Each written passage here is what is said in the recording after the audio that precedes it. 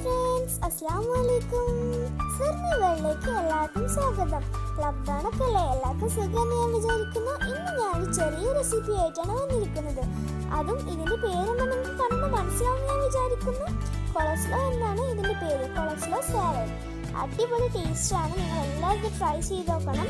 അതുപോലെ തന്നെ ഒരു ബ്രോസ്റ്റിൻ്റെ കൂടെ സൈഡ് ഡിഷ് നന്നായിട്ട് കഴിക്കാൻ പറ്റിയ അടിപൊളി സലാഡാണ്. അപ്പോൾ ഇതിന് മുന്നേ നിങ്ങൾ എൻ്റെ ചാനൽ സബ്സ്ക്രൈബ് ചെയ്തില്ലെങ്കിൽ സബ്സ്ക്രൈബ് ചെയ്യുക.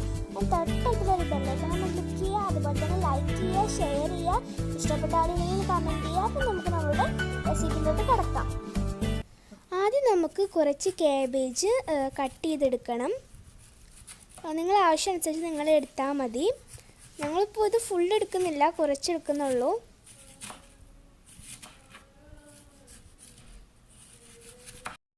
ഇനി നമുക്ക് കുറച്ച് ക്യാരറ്റ് സ്ലൈസ് ചെയ്തെടുക്കണം.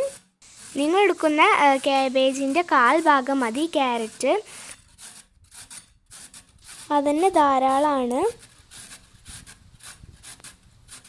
വേണ്ട സാധനങ്ങൾ കുറച്ച് സ്ലൈസ് ചെയ്ത കാബേജ്, അതുപോലെ തന്നെ കുറച്ച് ക്യാരറ്റ്, കുറച്ച് സോൾട്ട്, കുറച്ച് ഷുഗർ, പിന്നെ അതുപോലെ തന്നെ മയോണൈസ്, പിന്നെ വിനേഗറിൻ്റെ കുപ്പി.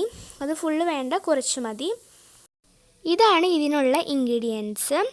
അപ്പോൾ ഇത് അത്രേ ഉള്ളൂ, ഭയങ്കര ഈസിയാണ്. നിങ്ങളെല്ലാവരും ട്രൈ ചെയ്ത് നോക്കണം, ഞാൻ വീണ്ടും പറയാണ്.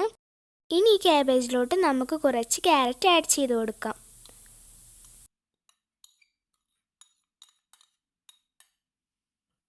ഇനി നമുക്ക് കുറച്ച് ഷുഗറും കൂടി ആഡ് ചെയ്ത് കൊടുക്കാം. നിങ്ങളെ ഇഷ്ടാനുസരണം ചേർത്ത് കൊടുത്താൽ മതി കേട്ടോ. ബട്ട് എന്തായാലും ഒരു സ്പൂൺ എന്തായാലും ഇട്ട് കൊടുക്കണം, നല്ലതാണ്. ഇനി നമുക്കൊരു പിഞ്ച് ഉപ്പിട്ട് കൊടുക്കാം. അതുപോലെ നമുക്ക് കുറച്ച് മയോണൈസ് ഇതിലോട്ട് ഇട്ട് കൊടുക്കാം. ഞങ്ങളിവിടെ 2 സ്പൂൺ ഇടുന്നുള്ളൂ. നിങ്ങൾക്ക് നിങ്ങളുടെ ഇഷ്ടത്തിനനുസരിച്ച് ഇടാം. ചെറിയൊരു 3 സ്പൂൺ ഇടുന്നത് ഞങ്ങൾക്ക് അതിൻ്റെ ടേസ്റ്റ് അത്ര ഇഷ്ടമില്ലാത്തതുകൊണ്ടാണ് 2 സ്പൂൺ ഇടുന്നത്. ഇനി നമുക്ക് ഇതിലോട്ട് കുറച്ച് വിനേഗർ ഒഴിച്ചെടുക്കാം. 1 സ്പൂൺ മതി, അതന്നെ ധാരാളം. എങ്കിൽ നിങ്ങൾക്ക് ഒന്നും കൂടി ഇട്ട് കൊടുക്കാവുന്നതാണ്. ഇനി നമുക്കിത് നന്നായിട്ടൊന്ന് മിക്സ് ചെയ്തെടുക്കണം. ഇതൊരു പേസ്റ്റായിട്ടുള്ള രൂപത്തിൽ വരുന്നവരെ നമ്മൾ നന്നായി മിക്സ് ചെയ്ത് കൊടുക്കണം. നന്നായി മിക്സായതിനു ശേഷം നമുക്ക് 2 മണിക്കൂറോളം ഫ്രിഡ്ജിൽ വെക്കണം. ഇത് നന്നായിട്ട് മിക്സായി വന്നിട്ടുണ്ട്. ഇതേ രൂപത്തിലാണ് നമ്മൾ മിക്സാക്കി എടുക്കേണ്ടത്. നമ്മൾ അടിപൊളിയായിട്ടുള്ള കോസ്ല ഇവിടെ റെഡി ആയിട്ടുണ്ട്. നിങ്ങൾ എല്ലാവരും ട്രൈ ചെയ്ത് നോക്കണം. ബൈ.